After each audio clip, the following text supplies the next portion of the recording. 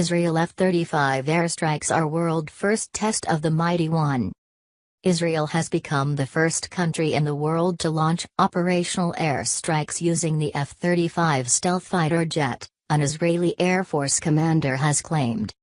Major General Amikam Norkin told a conference of visiting Air Force chiefs that the F-35 had been used in two separate strikes on different fronts in recent weeks, the Times of Israel said.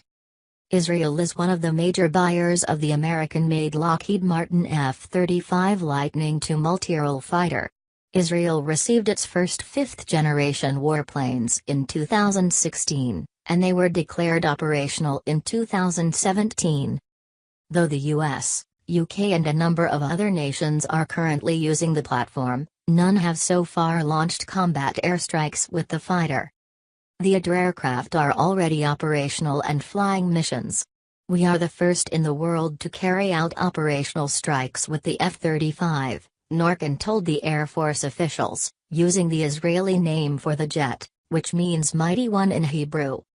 He explained, the Israeli Air Force has twice carried out strikes with the F-35, on two different fronts, though did not specify in which theaters. We are flying the F-35 all over the Middle East, Norkin added. Israel has agreed to purchase 50 F-35 fighters in total, which will be delivered in installments out to 2024. It is possible Israel will add more F-35 orders, and may eventually purchase as many as 100 aircraft. At least 9 have been delivered so far.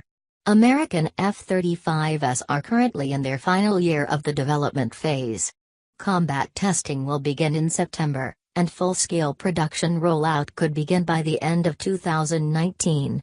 The U.S. has so far ordered 1,763 F-35s across the Air Force, Navy and Marine Corps branches, 270 of which are currently flying.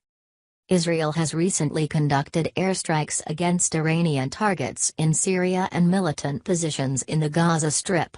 It is likely that these were the fronts on which the F-35 performed. According to Reuters, the Air Force is also believed to have flown missions against militants in the Egyptian Sinai and Hamas arms smugglers in Sudan. Norkin also showed a photograph of two of the aircraft flying over the Lebanese capital of Beirut, in a clear threat to the militant Lebanese Hezbollah group, which has fought Israel in the past and is active in Syria. Some of Israel's airstrikes in the country have targeted weapons shipments believed to be heading to Hezbollah in Lebanon. One round of recent Israeli strikes were in response to Iranian rocket fire from Syria, which itself came after repeated Israeli attacks on Iranian positions in the country. Norkin said Iran had fired more rockets at Israeli bases on May 10 than the 20 previously disclosed. The Iranians fired 32 rockets, we intercepted 4. The rest landed outside Israeli territory, he said.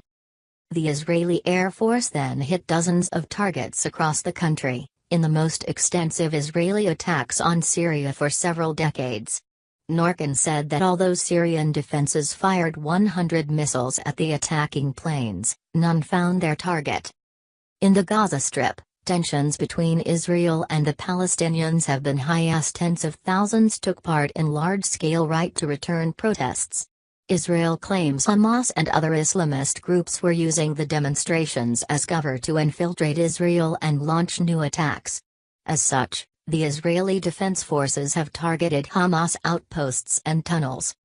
One such tunnel was just feet away from entering Israel, Norkin said. From the air, we destroyed a Hamas tunnel that was dug at a depth of 66 feet, he revealed.